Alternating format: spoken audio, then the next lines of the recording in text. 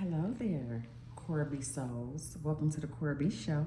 It is your girl Corby, and I am excited to speak about this. Me and my aunt were on the phone last night, as a matter of fact. And the crazy part is, we were talking about love. And I know that sounds cliche, right? Oh my God, here's another story about love. No, okay? Let me tell you something. Love is a beautiful thing. Love is what you make it. If you want it to be beautiful, it's going to be beautiful, okay? But you need yourself to make it work. Most people think you need two people to make it work. You need yourself to make it work, because without love, you have nothing, right? So without you loving yourself, you literally have nothing. And I learned that. So as I got to thinking, I'm like, I was never in love. I was infatuated with the thought of being in love. I was infatuated with it may feel good. Now, everybody get those butterflies. We know that, right? I got the butterflies.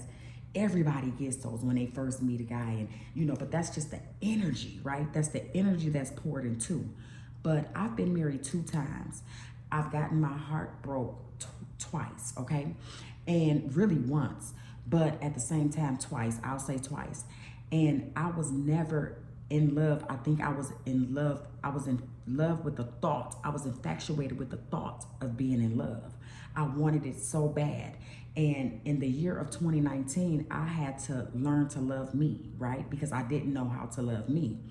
And I fell in love with myself. And it was the most amazing feeling that I've ever received, okay? So how was you married twice and you was never in love, right? You know when someone loves you. You know that. And the actions that were put towards it was not actions of love. And so I go off of actions. I can hear you all day, but it's really what you show me. And no one has shown me love. Besides, everybody got love from their parents. I get that. And some people don't get love from their parents. I get that as well. But with me, no one has shown me love. I haven't had that. I'm in love. You know how women get married and they're crying, and how they get engaged and they're crying. I never had that. You know what I mean? So I was in love with the thought of being in love. I really wanted to be in love. It's just love is a beautiful thing. And I know that I'm going to have that, right? I know I'm going to get it. This is part of that manifestation that I be talking about on my videos. I know that I'm going to get that love that I'm looking for, but I have to complete my journey within loving me first. And everybody like, oh, well, you got to be with somebody to be in love. That is so false. I don't know where y'all get this from or where you get the idea from, but no, you do not. Well, aren't you in love with your children? It's a different type of love. And people don't know how to distinguish between the two, differentiate, whatever the word is, between the two. Nobody knows how to do that. They like, oh, well, when I had my first child, that's the first time I fell in love. That's the first time you fell in love with a being that was a part of your soul, right? I'm speaking of a love with a soul that is with someone. And I haven't had that. I've had the butterflies of I like you and I like you a lot.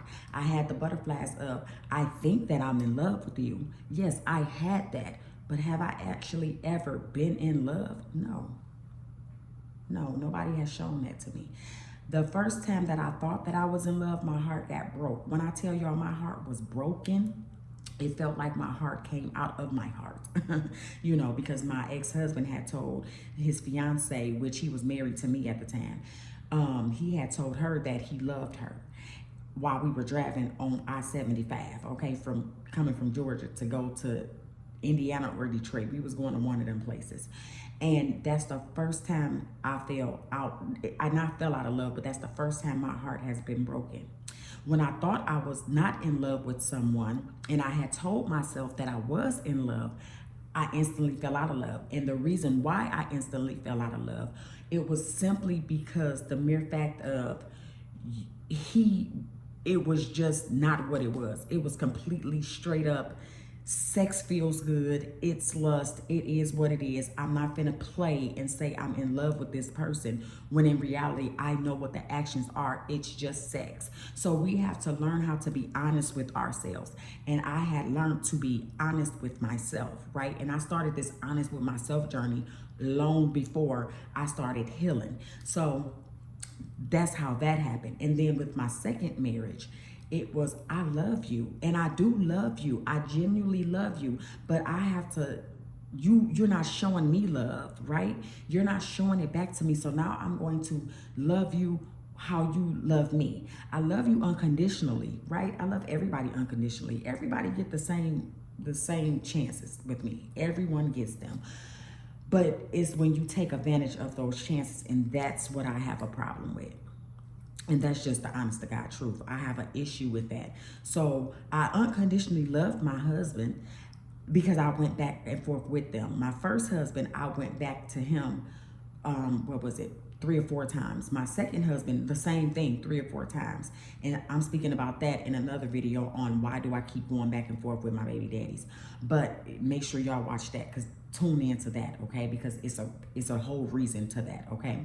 But I go back because I'm like, I love you and I want to give you a chance and I want to see your potential and I want to see your growth. But the question becomes, do you want to see that in me? Do you like seeing me hurt? Do you like seeing me cry? Do you like seeing me chase? You obviously gotta like it, because if you didn't like it, you wouldn't do it. There is no amount of excuses to why a person would hurt you. And everybody say that love hurts. And I'm a firm believer that if love hurts, that is not considered love. And I need for everyone to understand that. Well, when you get a whooping from your parent, you know, they say that they love you. That is a different type of lesson that they're trying to teach you. They don't want you to be mad at them for whooping on your ass. So I'm whooping you because I love you. But I never did that to my children. I never told them I'm whooping your ass because I love them. They don't even get ass whoopings, okay? But at the same time, that is a different type of love. I'm not gonna have no man whooping on my ass and telling me in the same breath he loved me. That's bullshit.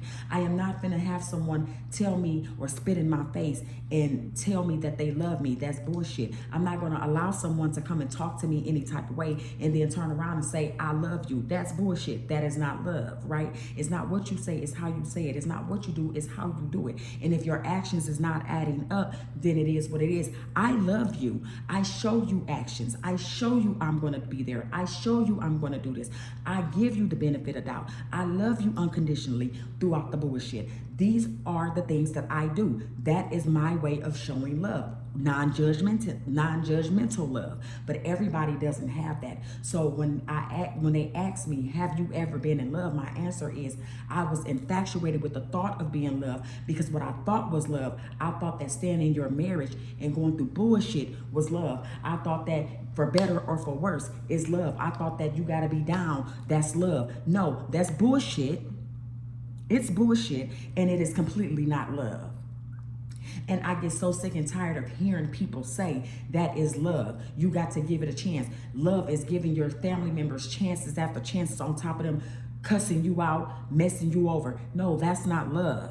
And I love everybody, but that's not a form of love. That's not a form of self-care. I love me more than I love you. And that's what I had got to in my life. So when I first fell in love, it was November of 2019, okay? That's when I fell in love. It was a feeling, an overwhelming feeling that came upon me. Okay, and it felt so amazing. It felt so good. And I hugged myself and I loved myself. And I kept telling myself, I love you.